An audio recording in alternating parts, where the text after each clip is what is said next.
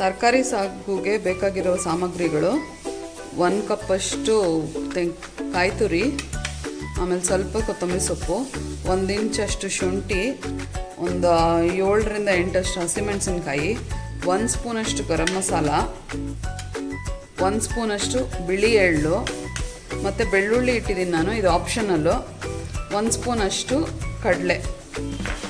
ಇದನ್ನೆಲ್ಲ ಸೇರಿಸಿ ಒಟ್ಟಿಗೆ ರುಬ್ಕೊಳ್ಬೇಕು.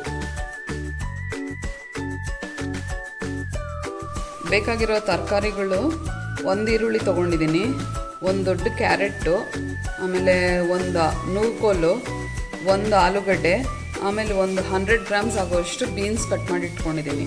ಬೇರೆ ನಿಮ್ಗೆ ಯಾವ ತರಕಾರಿ ಮನೇಲಿದ್ರೂ ಯಾವ್ದು ಬೇಕಾದರೂ ಮಿಕ್ಸ್ ಮಾಡ್ಕೊಳ್ಬೋದು. 2 ಸ್ಪೂನಷ್ಟು ಎಣ್ಣೆ ಹಾಕ್ತಿದ್ದೀನಿ. ಈರುಳ್ಳಿ ಸ್ವಲ್ಪ ಕೆಂಪಗಾದ್ಮೇಲೆ ಎಲ್ಲ ತರಕಾರಿ ಒಂದಾದ್ಮೇಲೆ ಒಂದು ಹಾಕಿ ಸ್ವಲ್ಪ ಫ್ರೈ ಮಾಡಿಕೊಳ್ಬೇಕು. ಈಗ ರುಬ್ಬಿಟ್ಕೊಂಡಿರೋದು ಅದನ್ನು ಹಾಕ್ತಾಯಿದ್ದೀನಿ ಮಿಕ್ಸರಲ್ಲಿ.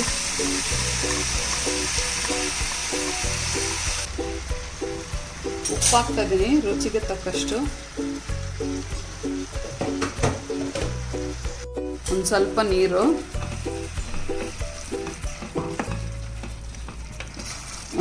ಒಂದು ಚಿಕ್ಕ ಗ್ಲಾಸ್ ಅಷ್ಟು ಹಾಕಿದ್ರೆ ಸಾಕಾಗುತ್ತೆ ನೀರು.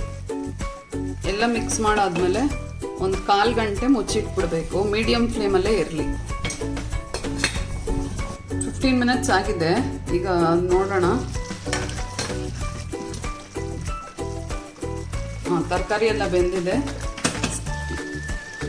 ಈ ಸ್ಟೇಜಲ್ಲಿ ಬೇಕಿದ್ರೆ ಒಂಚೂರು ನೀರು ಆ್ಯಡ್ ಮಾಡ್ಕೊಳ್ಬೋದು. ಇಷ್ಟು ಕನ್ಸಿಸ್ಟೆನ್ಸಿ ಇದ್ದರೆ ಸಾಕು ನಿಮಗೆ.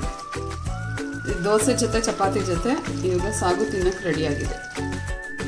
ದೋಸೆ ಜೊತೆ ಸಾಗು ತಿನ್ನಲು ರೆಡಿಯಾಗಿದೆ.